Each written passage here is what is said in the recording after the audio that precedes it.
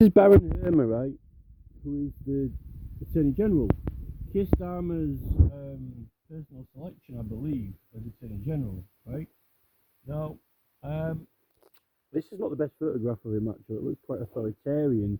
There are other photographs of him in his 17th century traditional barrister clothing with white gloves, right? Which look a lot more friendly photographs. But as the Attorney General, the people that he's got in his office, some of them, their names sound quite authoritarian, really, and it's quite a serious position. He's the Attorney of Parliament, but he has offices in the Petite France, which is where the Crown Prosecution Service headquarters are.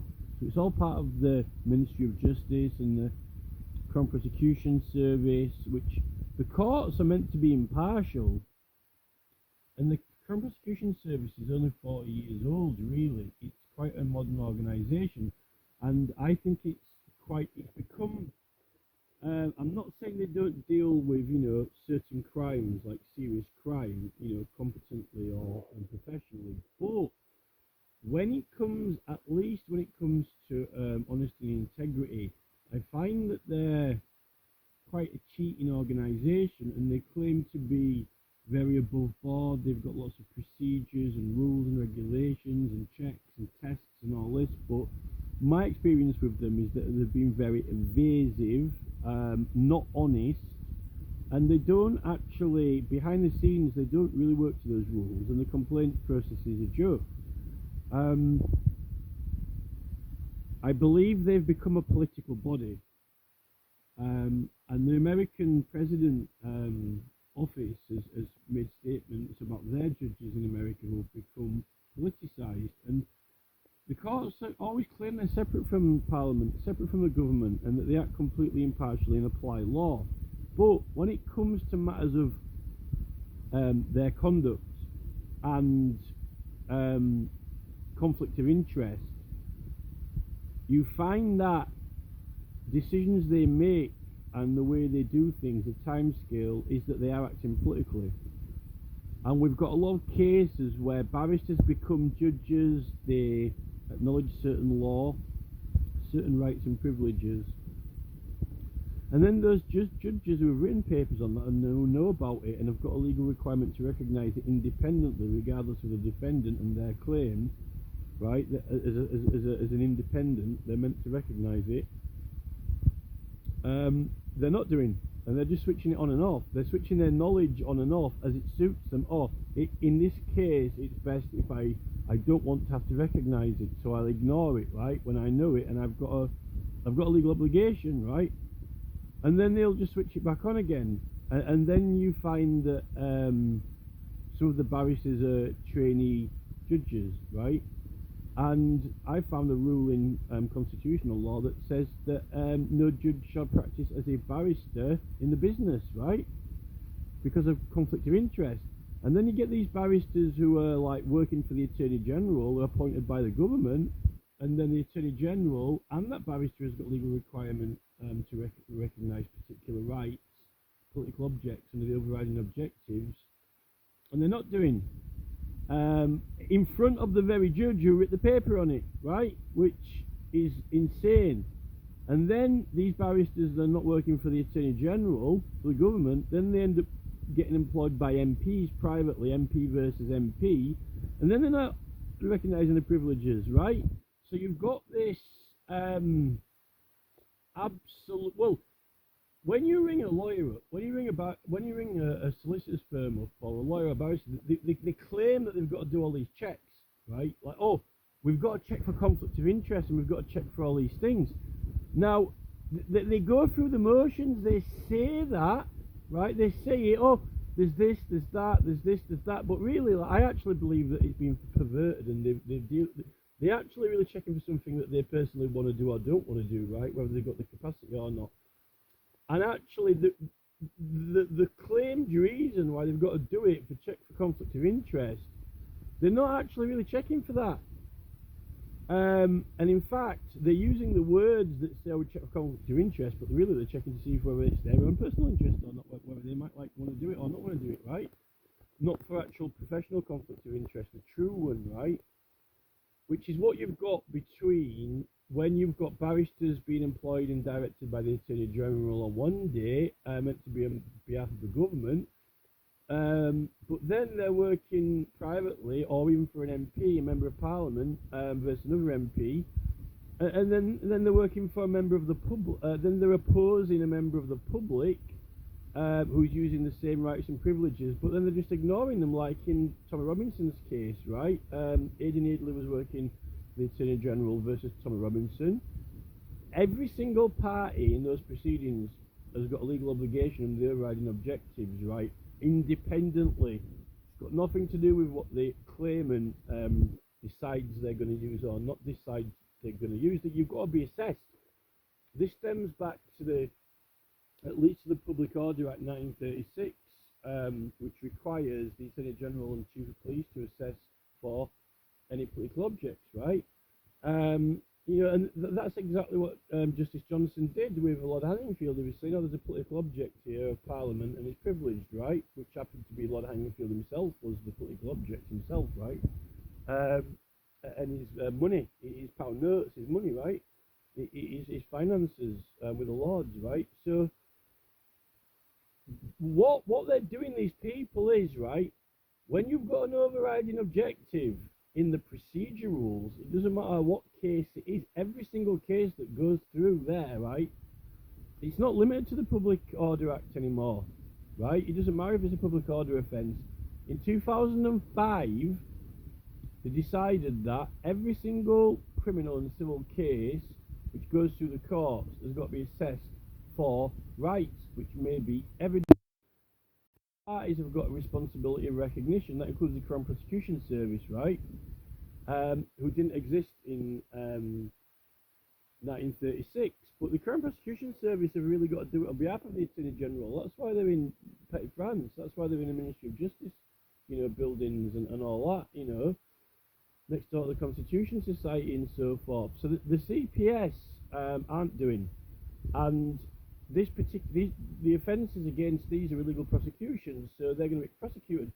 I don't think anyone's ever prosecuted a Crown prosecutor for illegal prosecutions since they were formed 40 years ago. And I, in fact, think that that one of the reasons it's been undermined is so that none of them get prosecuted. But they're going to be. Every single Crown prosecutor in the last 40 years who has worked on a case where there were political objects, in effect, needs to be prosecuted, whether it's retired or not. And they've been acting as a political body. And if the Attorney General is ultimately in charge, not just the Director of Public Prosecutions, but the Attorney General, in the use of the term as some kind of military, as a general, right? Look at the Claim of Right Act, when army generals were being judges, right? And this is to do with, forcing confessions, threatening executions unless they give information and all this type of thing. Military leaders aren't allowed to withhold rights. So given the positions given the name a general is like a general in the army, right? He's the general of the attorneys, right? Even though the Director of Public Prosecutions, since that position was created in 1985, right? So the Attorney General is quite a serious position. Now, Hermer was not Baron Hermer. Keir Starmer particularly created him, right? He made him Baron. He gave him a position in the Lords to serve as Attorney General, right? Now, Hermer, still in law, of the 1936 Public Order Act, the first one is still in force, right? A lot of the provisions are still in force, right? You've got to check when there's a protest event for people who might have political objects, because they might be privileged, right? Not everyone is. Obviously, if a lot of people, if a lot of people get thrown out of a music concert, for Oasis, and then they start protesting to be let back in again.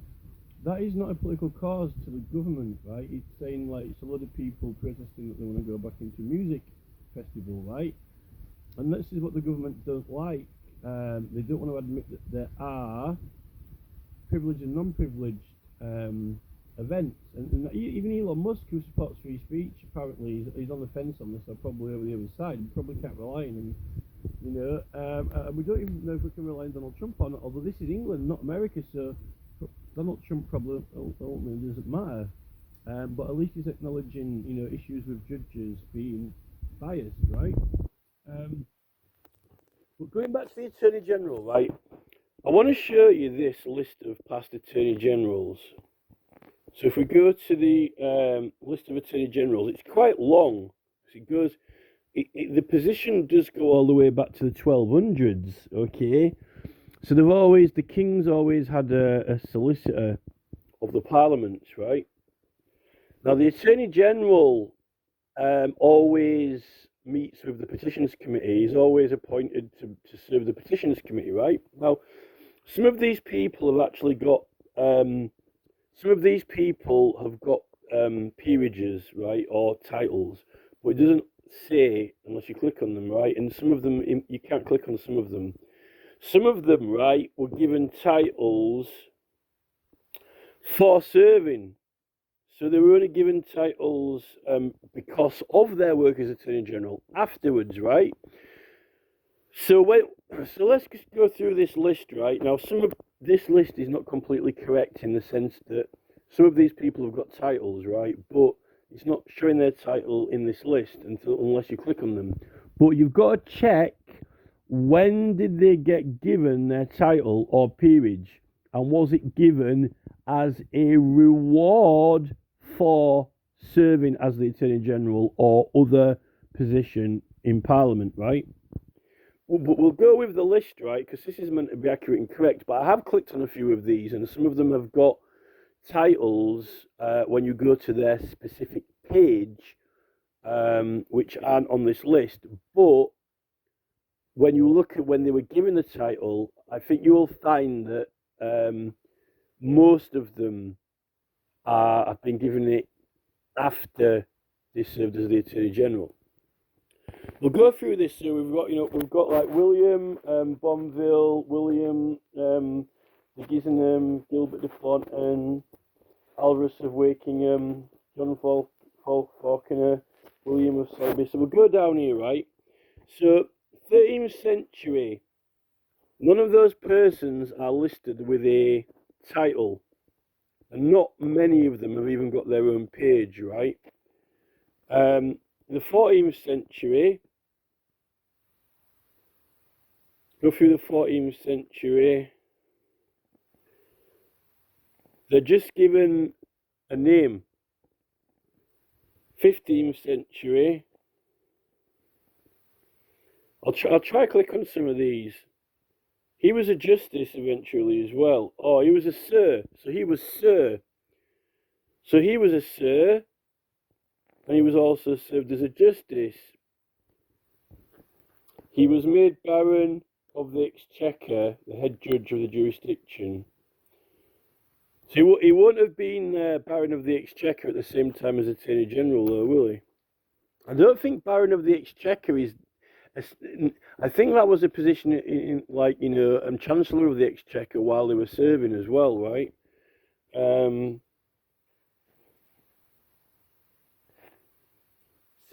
century.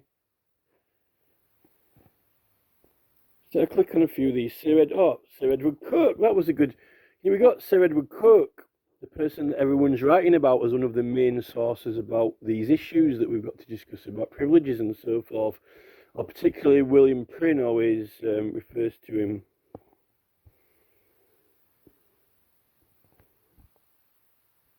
Apparently cited for making quite a lot of mistakes. So Edward Coke was a Chief Justice of the King's Bench. The Right Honourable Sir Edward Coke. He was never Baron, as far as I know. Wasn't Baron.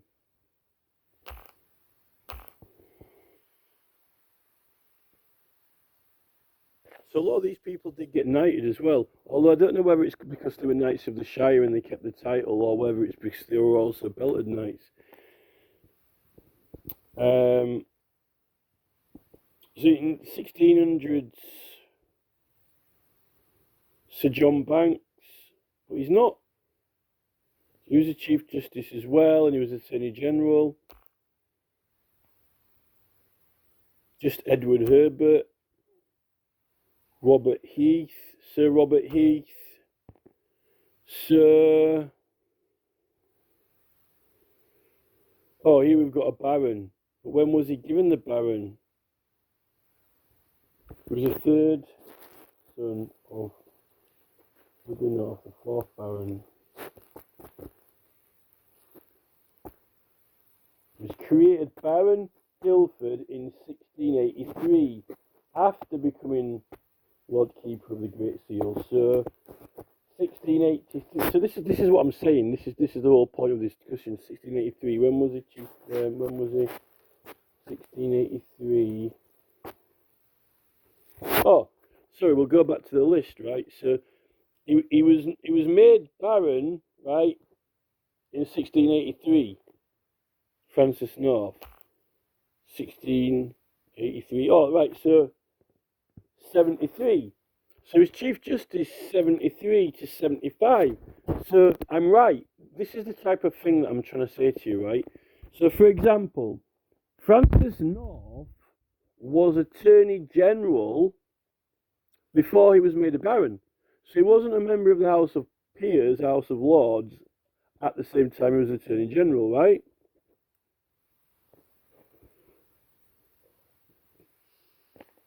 And I think you'll find that with most of these. Pollockson, he's a character. This is one of the. This is a. He doesn't actually get much mention, but he was Chief Justice when they made the 1688 Bill of Rights. And he ended up bursting a blood vessel. He passed away about a year or two after the Bill of Rights. But I attribute William Prynne as being more influential towards the 1688 Bill of Rights because he's actually written books that are literally like, it's almost the 1688 Bill of Rights written out. It's so it's so similar in how it's laid out and what it says and what issues it covers, that it's almost kind of like a first abstract draft of the 1688 Bill of Rights. And because Prynne also did influence the Tumultuous Petitioning Act as well, and like he died 1 year before William Penn was arrested and put in the Old Bailey, I think that all Prynne's works were always extremely relevant because he was also keeper of the records in the Tower of London as well as the MP for Bath. So I think Pollockson, where did the 1688 Bill of Rights come from? Not just the Glorious Revolution. Well, Pollockson was Chief Justice at the time that it was passed, so he will have been a prominent character, like Baron Denman in a way. But I think that you'll find that William Prynne is more behind it. He wasn't alive in 1688. William Penn was alive in 1688, and he was quite active and prominent also in America and in England, and also an advocate for rights, and he was alive when it was made. But the William Penn trial overshadows the Prynne work, and I think you'll find that all these people who were pro-rights did actually, were all heavily influenced by William Prynne, particularly in his writings. So I think that the Bill of Rights, I think Pollockson also, like Sir Walter Raleigh, he was from the southwest, and also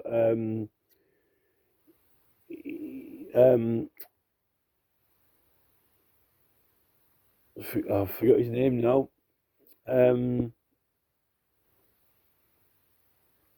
John Pym also was from the southwest as well. John Pym was from the southwest. So Pym, people like John Pym and Pollocksafen were they were all kind of from the same part of the country. Although I'm from the same part of the country as Barry Shearman, but I don't really.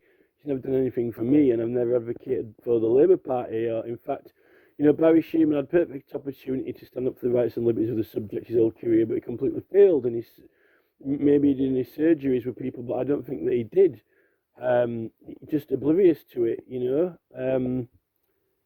or in very much contempt. Not really, not people who actually really want to help the public. Not true advocates for rights and democracy. So Pollocksafen, he did serve as Chief Justice. 1689 to 1689. Was he Chief Justice? Oh no, 1688, 89. So was he Chief Justice after Attorney General and Chief Justice at the same time? Oh, he was Attorney General after Chief Justice of the Common Pleas, the Member of Parliament for Exeter. You kind of been Chief Justice. Notice how they call it Chief Justice of the Common Pleas. So I don't really know whether the Chief Justice had to be a member of the House of Lords. Does the Chief Justice have to be a member of the House of Lords or not? It was called Chief Justice of the Common Pleas. That's a very interesting one. So Pollocksafen was Attorney General after being Chief Justice, but he didn't hold the position of Chief Justice. Well, then he was a Member of Parliament for Exeter. So he's right. So let's sort this out in our heads, right? If he's a member of the Parliament for Exeter later, then he's not a life peer, is he? If you're the Member of Parliament, an elected, voted Member of Parliament for Exeter, you're not a life peer of the House of Lords, are you? So at that time, the Chief Justice wasn't necessarily a position that had to be a member of the House of Lords. And also, they called it of the Common Pleas, so it's kind of referring sort of like to the common, isn't it? To the common law. That's quite interesting. Well, this is when it's all developing. So, is only Sir Edward Ward.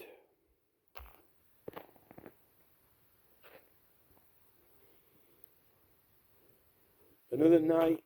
All these people are either have also been judges or knights. Pollocksafen's a strange one. I think the position of Chief Justice was evolving as well. Now here we've got Robert Henley, first Earl of Northington. So he's actually an Earl.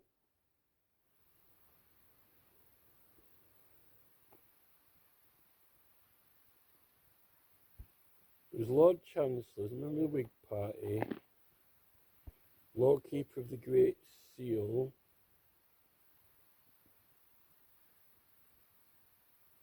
Lord High Steward for the trial of Prime Minister, Lord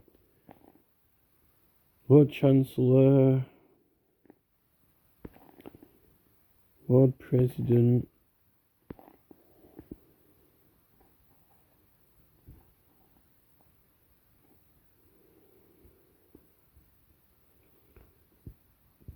Lord President. Some of these Lord titles, though, they're not a member of the House of Lords. Like, you can have, like, the Shabana woman now, she's a Lord Chancellor, but she's an MP, an elected MP of the House of Commons, but she's called the Lord Chancellor, right? She's not a member of the House of Lords. So some of the titles are also in that manner, some of these. But this guy, I don't know if at that point you can have earls who are elected into the House of the Commons.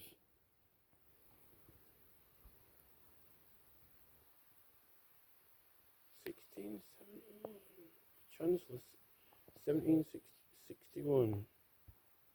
61 to 66.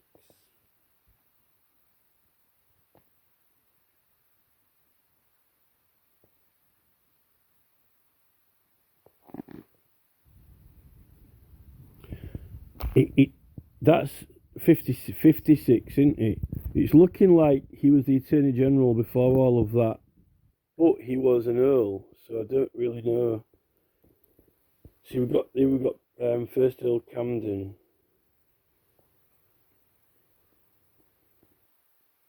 prominent civil liberties.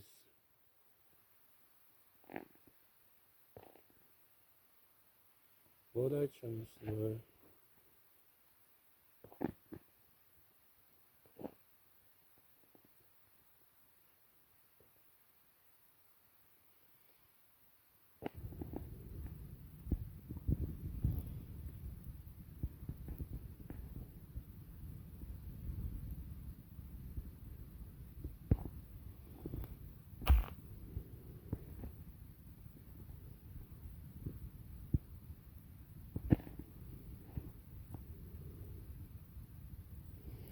This person didn't have a knighthood by the looks of it.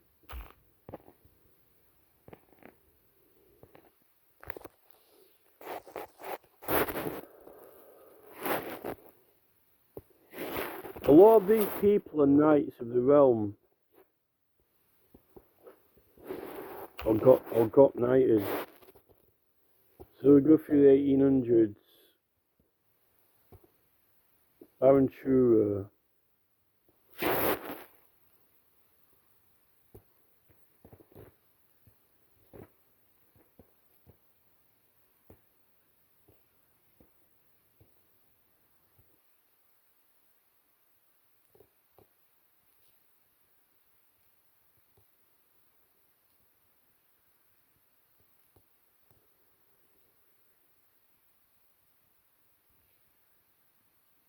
Never Chief Justice of the Common Pleas.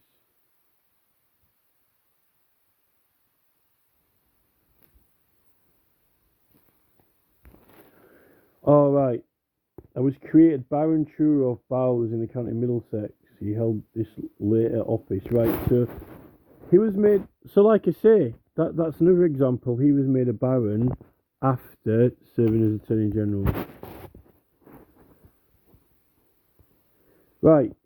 So now we're getting to more modern ones where we've got a little bit more information about them, and I think this is where they'll start putting the titles in. 1861.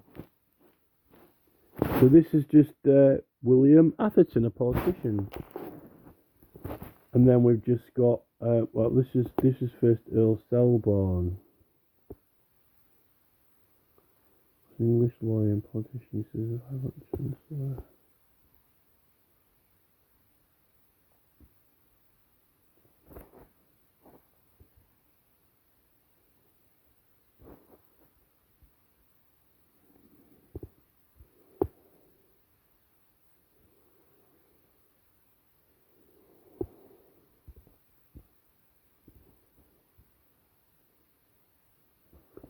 his father, William Joyce Palmer, was a rector.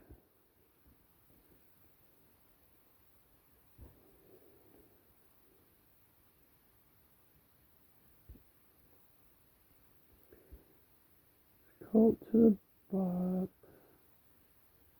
He was 1861 Attorney General.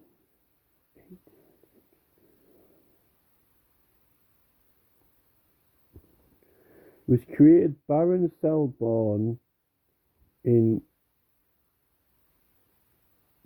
1873.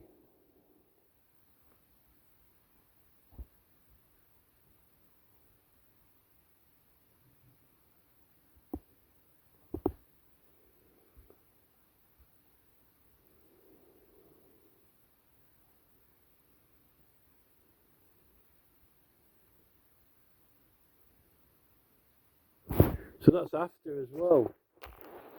Anything to do with being a baron is after Attorney General.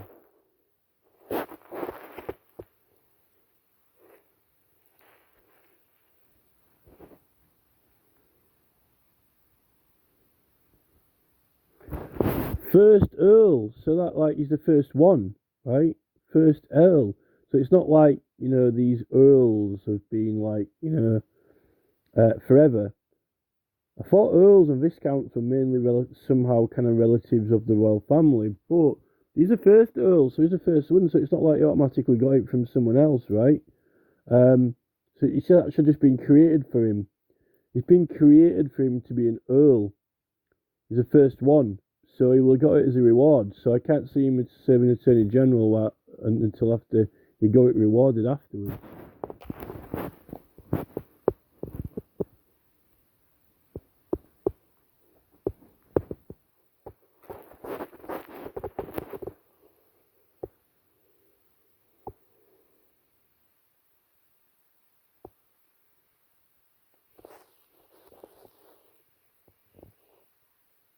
Here we've just got John Burgess, Sir John Burgess.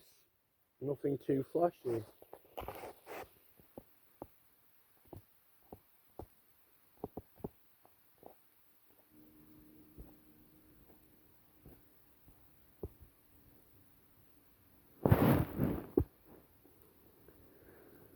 Now, Robert Finlay, John Lawson, William, right, Baron Robertson. So he was Attorney General first 1908 and last in 1910. William Snowden, Baron Robertson. A lot of these people are almost kind of like the sort of thing that, you know, what happened to Baden-Powell. You know, Baden-Powell ended up with all these sort of multiple, you know, like, you know, four knighthoods, 4 or 5 knighthoods, and then the title of Baron, people like that. They're all sort of, and he also was he was a lawyer as well. You know, Baden-Powell also was a lawyer. He was a KC.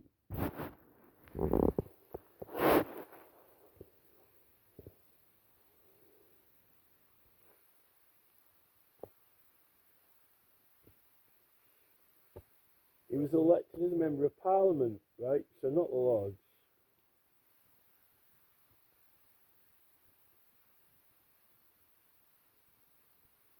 He was the Solicitor General and knighted the same year, right?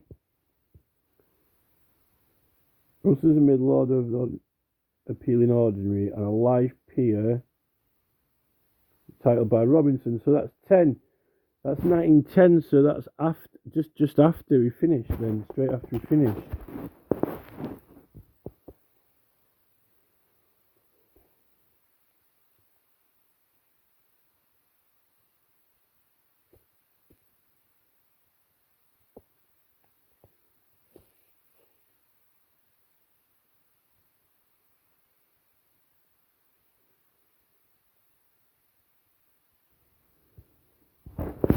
Again, the first Marquess of Reading, not the second or third. There was no Marquess before him, so it was he was created for him, right? When did he get it? Known as the Earl of Reading.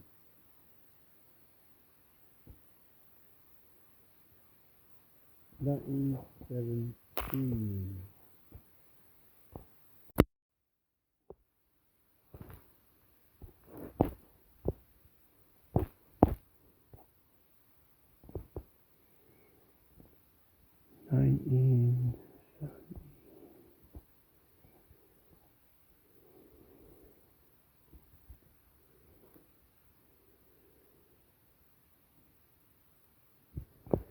$15, right? So, like I said, he's the Attorney General before he gets made the first Earl, right? The first one, there is no Earl before him, right? He hasn't like just got it. You know, he hasn't just like he didn't like he didn't already have it. That's what I'm saying. He didn't like already have it.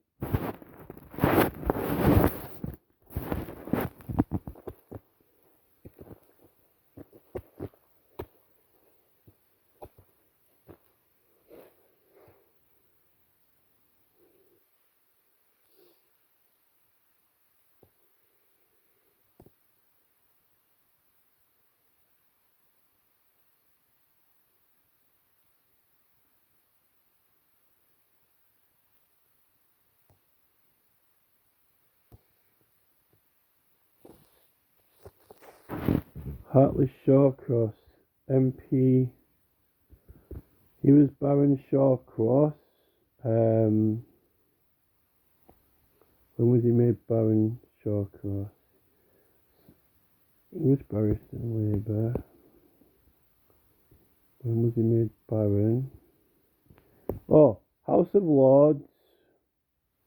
You see, he was an MP for St Helens, 1945 to 58. So he was in the Lords from 1959, is it? 1959, right?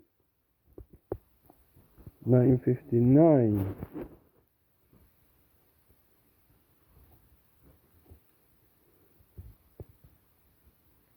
Yeah, so he was only Attorney General till 1951, right? Till 1951. So he wasn't actually made he wasn't made a baron until after he'd been Attorney General.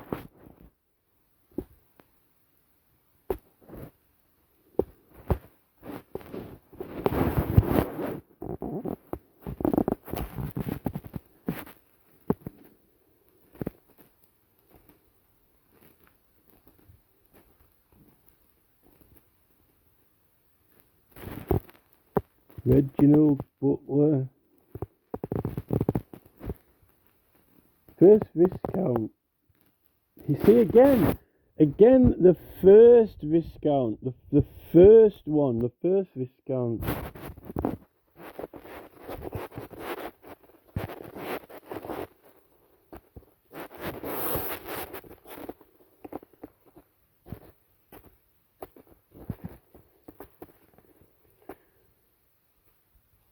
It's 1954.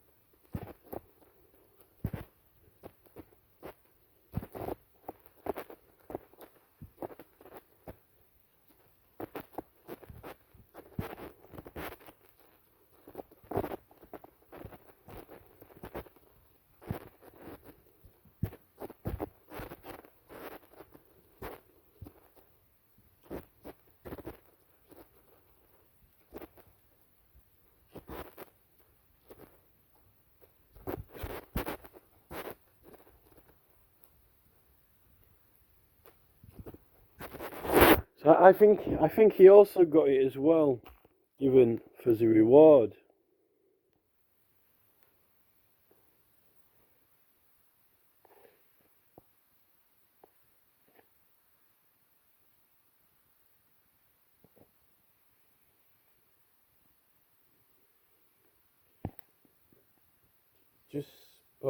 He got made a lord as well. 1979.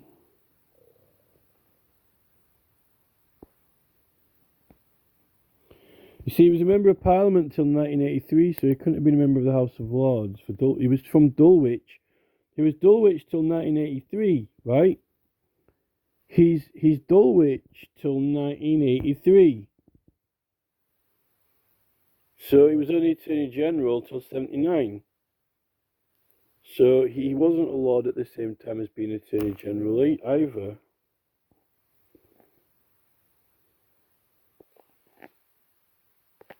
Let's go to the newest one. So we've got Hermer, right?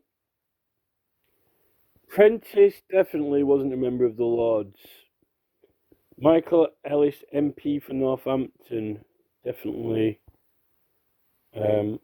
wasn't a member of the House of Lords. Braverman's still a member of the House of Commons, so she won. She's not fit to even do her own privileges. She was Attorney General of all England, right, and a member of Parliament, and she's not fit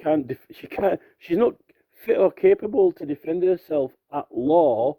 In the position, in the highest legal position that you can get in the country, other than being a judge, without being a judge, like like the Chief Justice or whatever, without being a judge, right? The highest legal position that you could get in law in the whole country, right? The Solicitor General, and you don't know how to defend yourself with your rights and privileges against, like, freaking, Met Police Chief Rowley, I mean, Sir Mark Rowley, you literally get annihilated. You literally get annihilated by Mark Rowley, like police chief and Met Police Chief, right? But when you're that, so that means that like a sheriff, a police chief, when you need to drive to go to work in Parliament, um, this is the thing, and this is what's happening to this country. This is what immigration is doing. The police, right? The police are taking over the government, right? They're taking over the government, but the government are letting them, right? So what Suella Braverman is doing is literally laying on her back with her legs spread and going to Matt Rowley, do me, there's a movie, there's a film, right? In the 007 film, I don't know whether it's Quantum of Solace or Casino. It's not Casino Royale. Might be Quantum of Solace. Could be Quantum of Solace. It's the one where the villain's got an island, right? And all his teeth get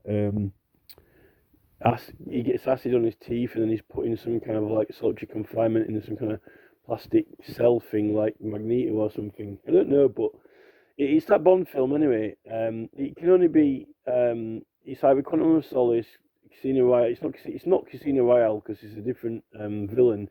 I forgot the other one in between. It's not the die. It's not die. What's the other one? No Time to Die. So I don't think it's not no Time to Die is the one with the psychopath guy. It's a different guy. It's Blofeld again. The other one. Anyway, that film, he disguises himself as a police officer, right? The criminals disguise themselves as police officers, and then they literally go into Parliament and start shooting it up, right? But Parliament's meant to have the sergeant at arms to protect it, and you're not allowed to be armed in Parliament. There's no arms allowed in Parliament. Not even the police really are meant to be allowed to have arms in Parliament because no one can get in with them, right? I mean, outside the building, they might protect it with arms to stop people getting in there with arms, right? But when you're in there, no one can have them, right?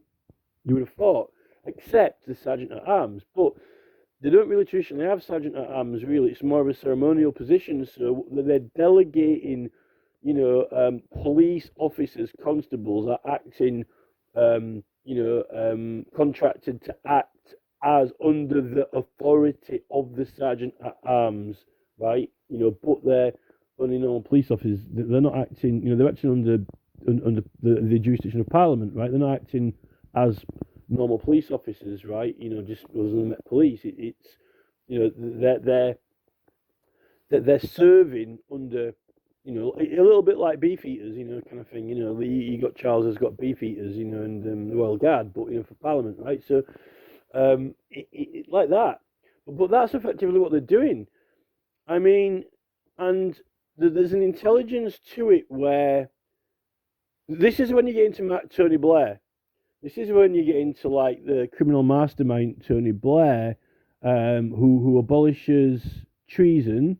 The death penalty for treason because he strategically plans that he's going to bring down and destroy the rights and liberties of the subjects and the entire constitution of England in order for him to take over the world, because they can't take over the world while the people of England have got rights, like they try to do in America, like Biden was trying to do in America, and apparently Donald Trump now claims that he's put a stop to it. Whether or not Donald Trump likes the Constitution really or not, or Elon Musk really likes it or not, this is the thing. So,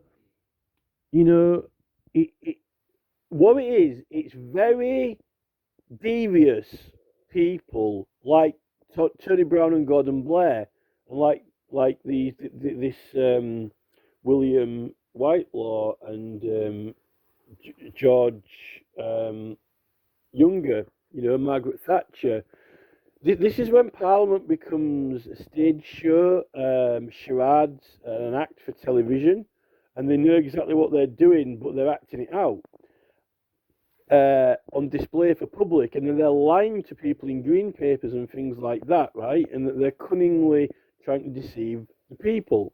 And then as they get, while all the time they're pretending, we don't want any racism, we don't want any arguments or fighting, it's okay to have everyone, peace and love, right, and not be racist. But if you look at all the way, like, I was just been watching Doctor Who on the BBC, right? I've been watching my way through the full series, the entire anthology, because I've never seen them all before. And all this, at the moment in the year 2025, we've got all this diversity and inclusion, right? But all the way back in the 1980s, right, there's diversity and inclusion. They've got black characters, they've got some of them playing like the lead role or semi-lead roles, they've got... So they've actually got diversity and inclusion is all the way back to the 80s, right? They're doing heavy diversity and inclusion back in the 1980s, right? All they were doing at the time was anti-racism, but they weren't forcing it, right? But it was heavy diversity and inclusion, but they're trying to make out that diversity and inclusion is like a modern thing, like a kind of like, Stuart McConey and Mark Radcliffe. We've got to do the BBC policy diversity and inclusion. Well, just be normal, just be normal. It's like, why do you have to even say that? In the year 2025, why does Stuart McConey, right, and Mark Radcliffe trying to, BBC diversity and inclusion. Mark, right, it was diversity and inclusion in 1985, right? 1985, it was diversity and inclusion all across the freaking BBC. What are you talking about, right? Why is it a thing? What we've actually got now is forced immigration. It's forced on you, right? It's like, eat, it's like being spoon-fed. Eat this or else, right? There's something wrong with you, right? Eat this, eat this porridge. It's like someone stuffing it into your mouth, right? Have some of this, have some of this, have some of this. We'll have a mosque here. We'll have, we'll have, we'll build mosques. Build them. Do it now. Right, this is it. It's actually being forced on us. And what's happening is you get people like Suella Braverman and Priti Patel are a result of it, right? And they can't even defend themselves. And you've got secretly their colleagues, right, who are like wink, wink, nudge, nudge, right, like Tony Blair and Gordon Brown and Keir Starmer, right? They're pretending to be their friends. They put their arms around them, hug them, Sadiq Khan, right, the foreign prince, right? Because they're easier to lie to. They're easier to lie to. And this is what Suella Braverman and Kemi Badenoch need to understand. They think, these are my friends. These are my colleagues. They've given me a job in Parliament. This diversity and inclusion. I'm a successful black woman. It's brilliant.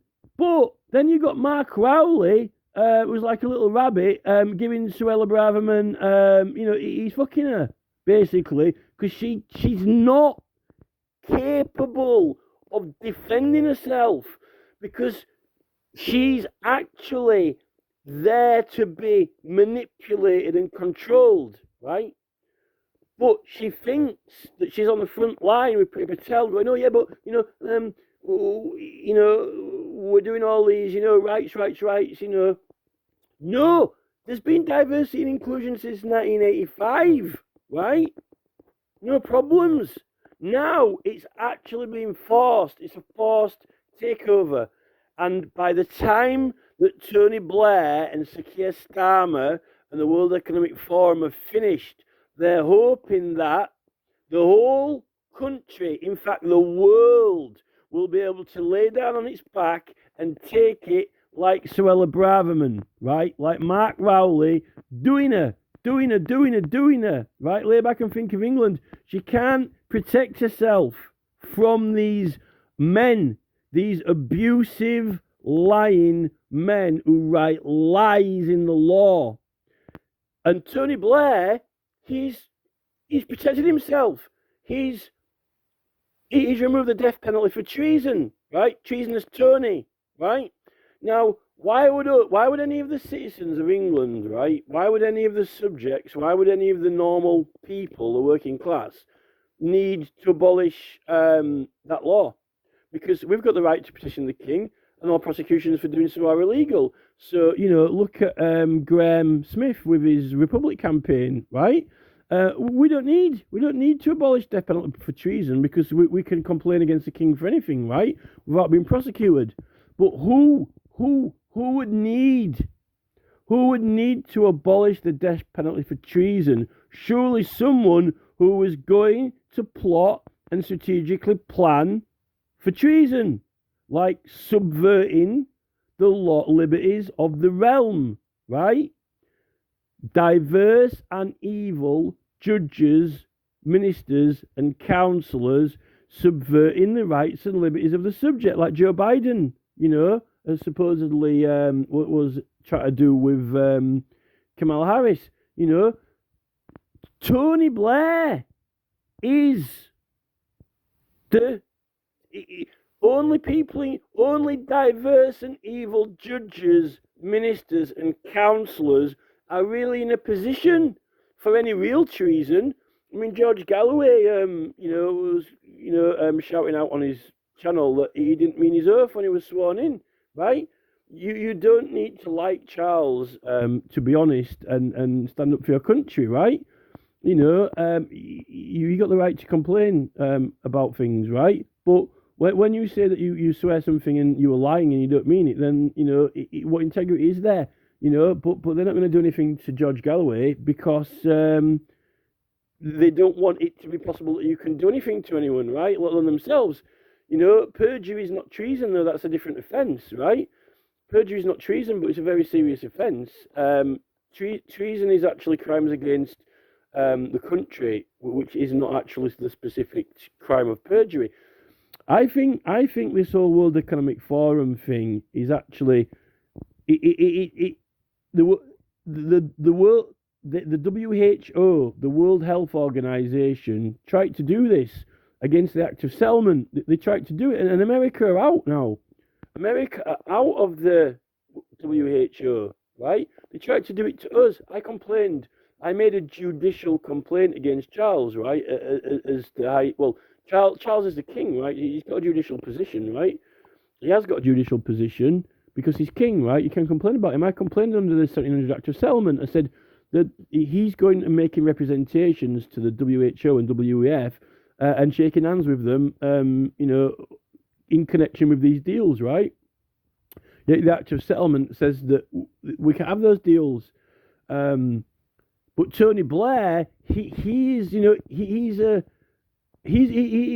planned. He's drafted it all. He's worked it all out. He's an architect of it. Tony Blair's an architect of it. Like with Macron and this Canadian president.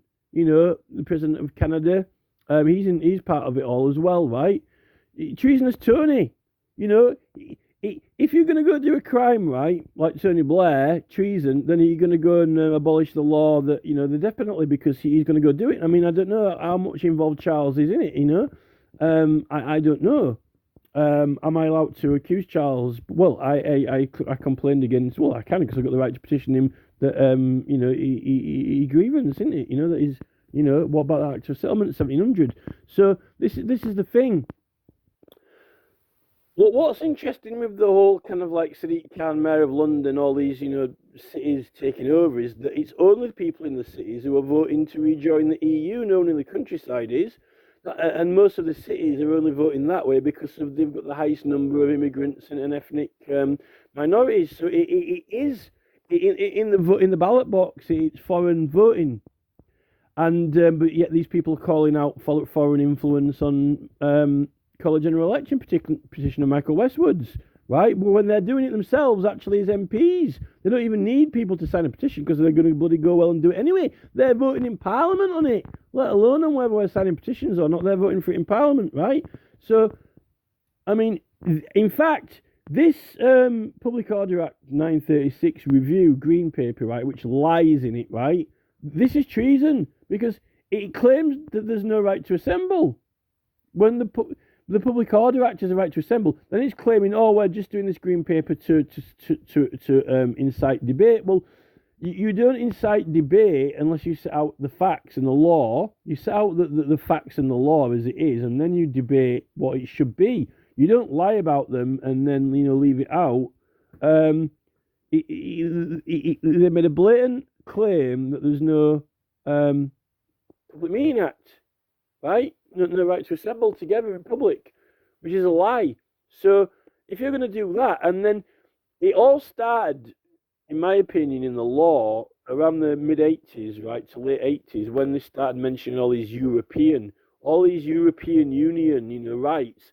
And what they did is they kind of like covered up the constitutional rights of England, and then they said, oh no, because we've got these now, we've got these European rights. Don't be interested in those, don't be interested in those things. Check these out, right? It's almost kind of like America kind of like nearly ended up doing that, really. But, Donald Trump says that he's out of the World Health Organization. It's almost like saying, Biden going, no, forget all this, the American Constitution, forget all this, Pennsylvania, forget all this White House, forget all this, forget all this, First Amendment tosh. We're doing these, European Union, NATO rights now. Now you've got convention rights, the right, the right of freedom of expression. Well, that's a very broad claim that I've got the right of the complete freedom of expression, but actually when it turns out and I go into a court, I don't have freedom of expression. I have what a judge decides what is and is not the freedom of expression, right? The judge gets to decide. The thing with all these EU laws is that, it's like saying, you've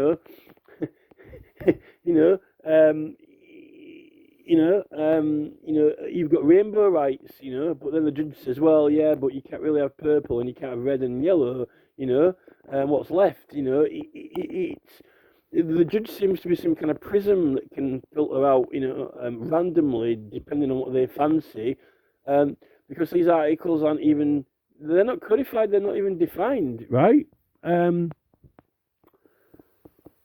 Maybe they thought that about the right to petition, but if you're doing a petition or you're not, right? And the basis of it is it's a different jurisdiction to those courts, and that's just what it is. That's just how it is.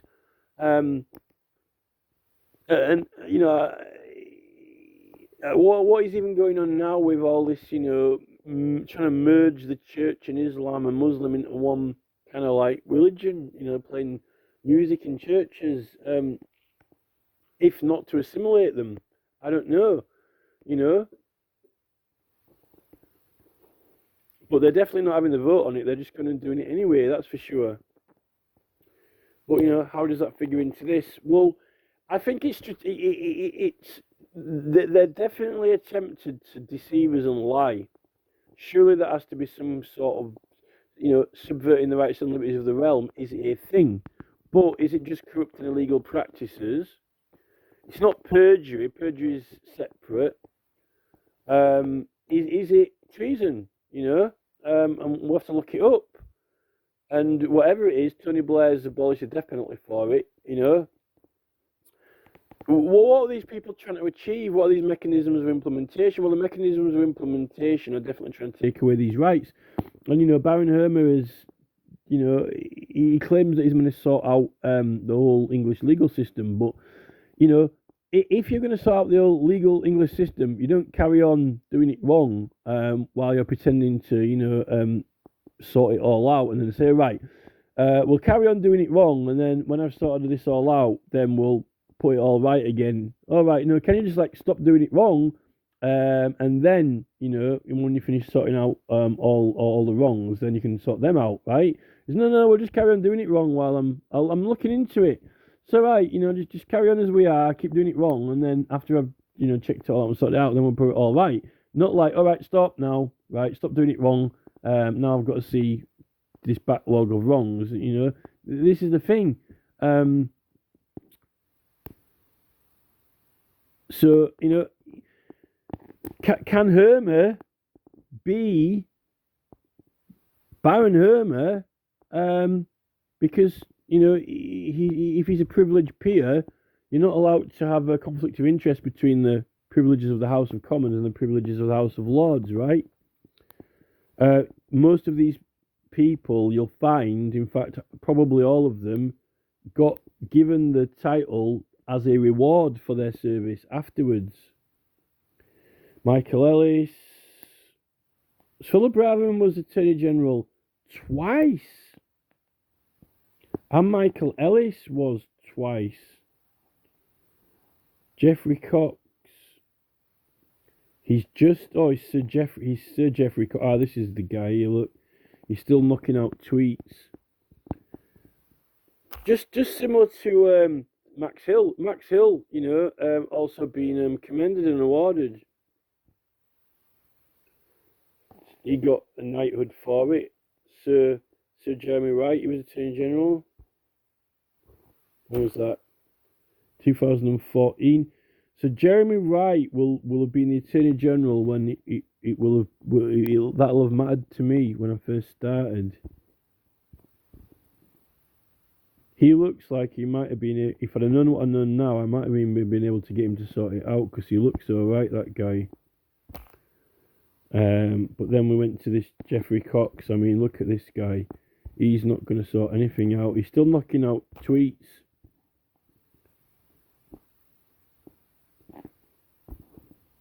Dominic Grieve.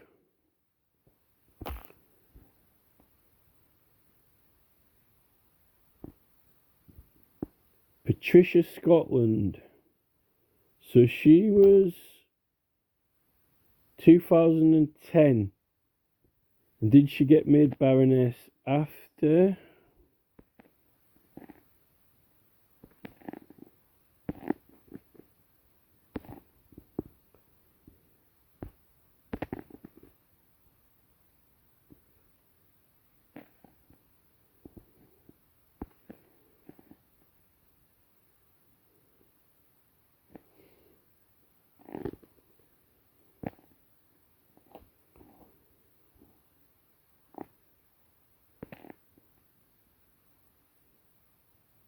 No, she was an MP, wasn't she?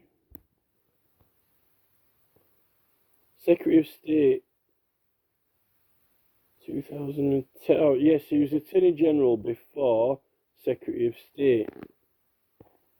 So she's got it as a reward, as an award.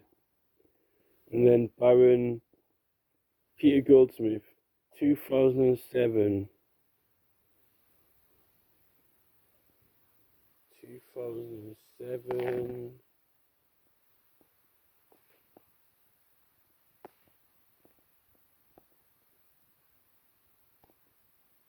Member of the House of Lords. Assumed office in 1999.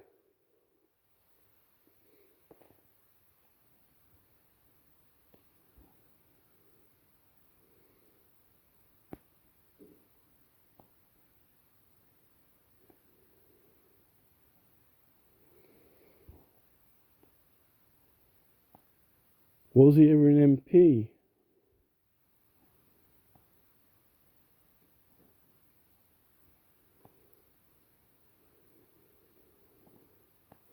The same day that Prime Minister Tony Blair stepped down, Goldsmith was the longest serving Labour Attorney General. He's currently... So he actually assumed office in 1999. Oh, right. 2001. So he might have broke the rules then. Goldsmith, 2001.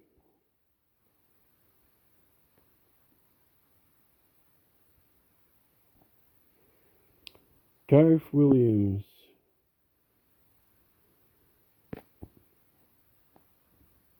Leader of the House of Lords, 2001 to 2003. 2001 to 2003. So that's after Attorney General. He's Attorney General 1999 to 2001. And then 2001 to 2003 is Leader of the House of Lords. Was he just an MP?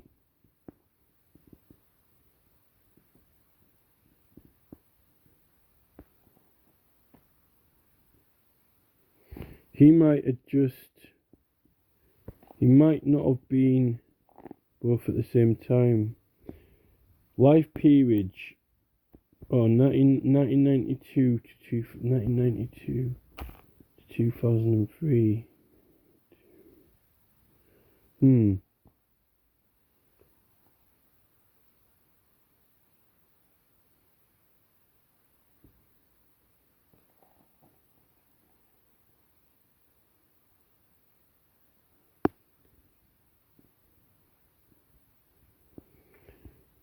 Secretary of State for Wales, 1997.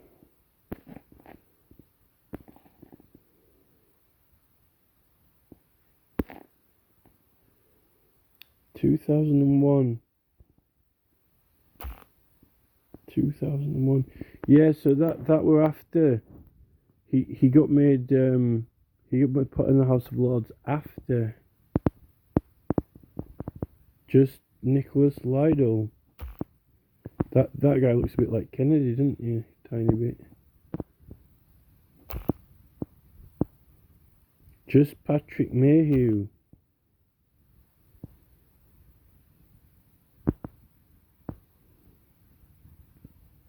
He was knighted in 1972 and appointed a life peer in 87.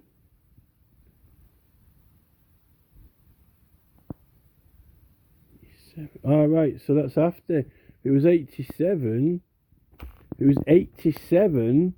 That was just when he'd just finished being Attorney General.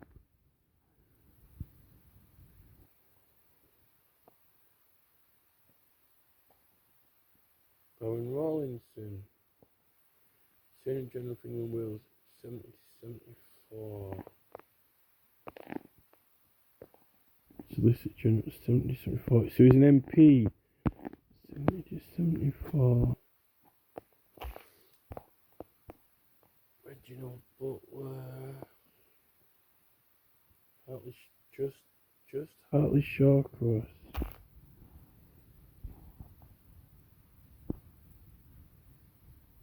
Baron Somerwell.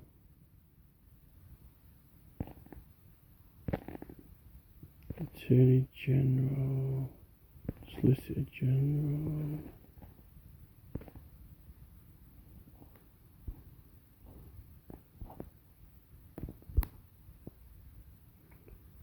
Alright, 1954. Donaldson, 1954. Alright, yeah, so that was after 1945.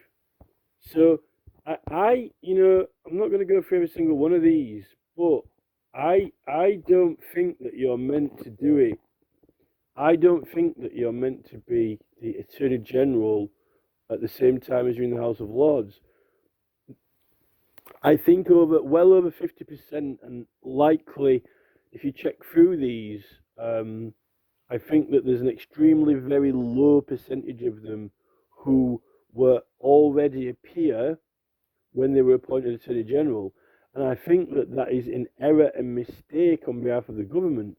Many of them were put into the House of Lords as a reward for being the Attorney General, or they were just an MP, or a lawyer, or sometimes some of them had been judges, right? I think you'll find that due to there's a conflict of interest in privileges of each house, which they're separate privileges, and you're not allowed to get involved between privileges of either house. The Commons aren't allowed to involve themselves in the Lords' privileges, and the Lords aren't allowed to involve themselves in the Commons' privileges. And then you've got like the public, who are meant to be assessed, but they aren't getting assessed anymore because they've been abandoned when it's still a legal requirement. In fact, they've made so much more robust law. What gets me is that in 1936 they've got a requirement for anything that's likely to be a political protest needs to be assessed, right? By the time we get to 2005, they've made it a legal requirement in the criminal procedure and civil procedure rules, right, for every case that gets put through, not just a public order offence which is likely to involve political objects, therefore there's a reason why it should be assessed, assumed that it is required to be assessed for the presence of political objects, right? If you robbed a piece of bread from a supermarket, it's unlikely that you need to require to assess it for political objects, right? But by 2005, every single case which goes through the criminal procedure rules needs to be assessed for rights, to be recognised. That means that, and then we've got a Crown Prosecution Service who are going to be doing it for the Attorney General. They've made the law. They've made it legislation, and this is what gets me about this country. It's like, I've just watched a Doctor Who series called Paradise Towers, where an architect builds the perfect city, right? An architect, he builds the perfect city, right? But he doesn't want anyone to live in it, so he kills everyone, or he tries to kill everyone, because he just wants his building to be there, like, unused as a monument. And that's what I'm getting this sense of the criminal procedure rules, right? They're making all this law, right? Oh, and it looks legit. It's like, wow, this is perfect. This is perfectly made for this. Every single case that goes through has got to be checked under overriding objectives D, right, and HIV for, any other causes which might be present or rights. But they're not doing it. They're not doing it. In fact, they're prosecuting people. Because if they did recognise that there was a political object there and they prosecuted them illegally, then the CPS would get prosecuted themselves. But yet, since they were formed in 1985, they're just hidden it. They just put it under the table and said, oh, well, there's nothing there. Well, there is there. It's there, right? But why don't you look at this nice little strawberry cake we've got for you? Look at this. European Convention rights. Recognise the rights of the defendant, particularly the human rights of convention. Look at these. Forget that little tin over there, that little box with that, little object in there. Forget about that. Look at this all singing, all dancing beauty we've got. European Convention rights. Hoo-hoo-hoo. Oh, especially these ones. Hoo-hoo-hoo. There's some hot cookies there for the CPS, Don't want to get them mixed up with the other ones in the other tin or there could be trouble, right? This is the thing. Who are they fooling? Who are they tricking? Who are they conning? But someone knows there's a mastermind behind it because it's all made to look like it's like it's almost like building a fairground and saying don't go on the rides.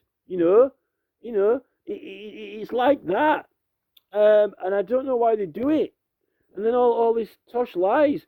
But what they're trying to do is Tony Blair's mechanisms of implementation of European Union law and rights, okay? And forget about our law and rights, join the EU, get the World Health Organization in and so forth.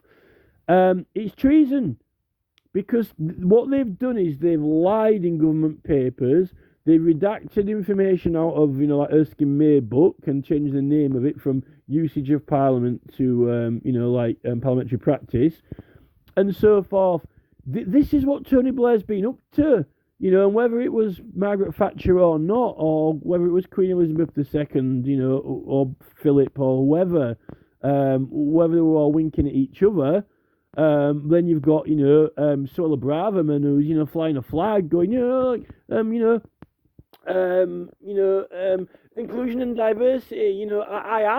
I am inclusion and diversity. People telling Suella Braverman like Miss World. It's like miss inclusion and diversity. You know, it's like Solar Braverman, like Theresa May walking up and down on the stage. You know, like you might as well get Solar Braverman and Priti Patel in like swimming costume with like one of those things around saying Miss Diversity and Inclusion, right? But when she can't protect her defenders, it's like drowning. You know, it's like she's in a Miss World costume, but she can't swim. You know, it's like having Solar Braverman and Priti Patel, in the Miss World contest, but they can't swim. They're drowning, but yet they're going, oh, make some laws. You know, we need some more life rafts around here. You know, we need some more protections. You know, it might break my nail or something. We need more laws for this, right? But they don't even know how to swim. This is the thing. Meanwhile, all the way Tony Blair is like, going, oh, it's okay.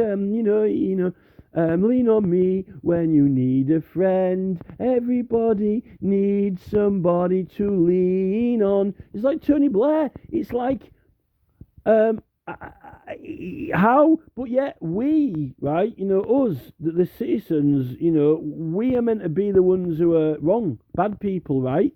Yet, you know, we've had diversity and inclusion since 1985, you know. The BBC's been all over it, so what the fuck's Stuart McConney going on about with his and Matt Radcliffe? We better do Directive 749623 our BBC rules says we have to have diversity and inclusion, or we must have 16 blue hamsters and 15 red hamsters and 27 yellow hamsters, or else that it doesn't derive with the BBC policy. No, fuck off, Mahoney, right? There's been diversity and inclusion since 1985, right? What you're actually doing now is you're pouring Coca-Cola, right, into lemonade, right, and you make it into Coca-Cola, right, when, you know, well, where's my lemonade? Well, there ain't any left anymore, right? This is not diversity and inclusion.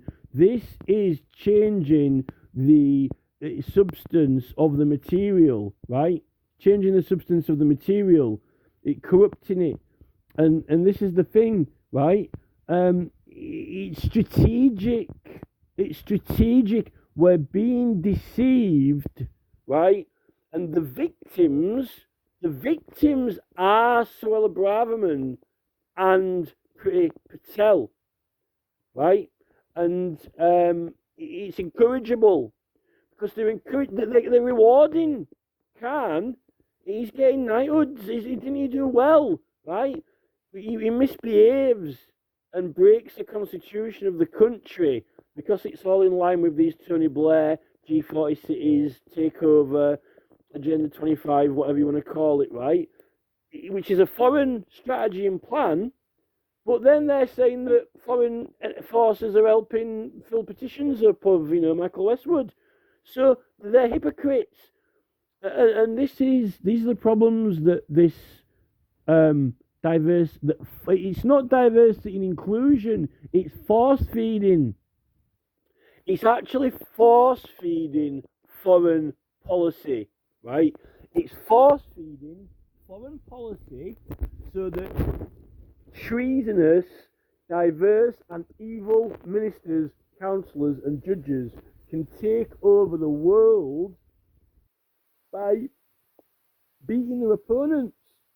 And all the time, Tony Blair, he's got his hand, it's Suella Braverman, my best friend in the whole world. Hey, come on, Suella, you lean on me when you need a friend. Oh, we all need somebody to lean on. Oh, well, here comes Matt Rowley, the police chief. Woo, woo, woo, you're fucked, right? That's it.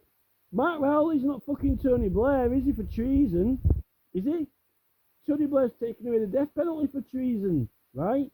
Why is Mark Rowley not getting him? He's getting himself involved. I'm getting involved. Rowley's getting involved with Suella Braverman. Why is Mark Rowley not getting involved with Tony Blair? Right? Why is he not getting involved with Gordon Brown? Right? Oh, I'm just here to uphold the law. I don't take sides. I'm impartial. Right? Bollocks. Right? Rowley is helping them bring in all this insane law. Don't look up, don't look down, don't look left, don't look right, don't say yes, don't say no, right? And don't say it in your own house. All this, right? This is the thing. But all the time, we're all going to end up being in our own houses, right? Like Solar Braverman, right? Which is Matt Rowley is going to tell you what the fuck you can do in your own house, right? Or fuck you with his truncheon. This is it. Rowley is taking over the world as a authoritarian entity through the devices of Tony Blair, claiming that it's diversity and inclusion, but it's not. It is lying to people, misleading them, and instead of teaching them the right things, right? They're just lying. So, that's my opinion on it. And I don't think Hermer can be Attorney General, because when you look at this list and you actually add it all up, on that list there are very few people, percentage-wise, I think probably less than 10%, who were members of the Lords at the same time they served as Attorney General. Anyone who was given a peerage in the Lords was given it afterwards, except a very small number of persons who that was in error.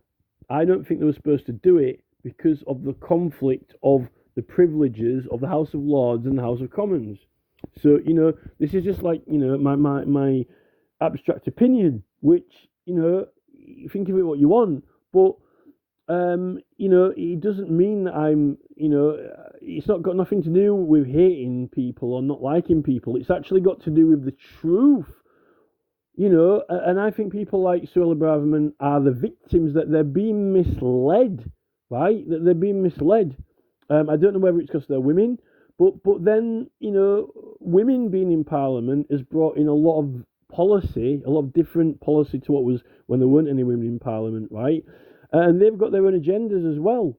Some of these agendas are things like, we want, people can't say what they want in their own house, which it's impossible to do that if it is part of a claim to Parliament, right? Which this is, because, I'm complaining about Baron Hermer, right?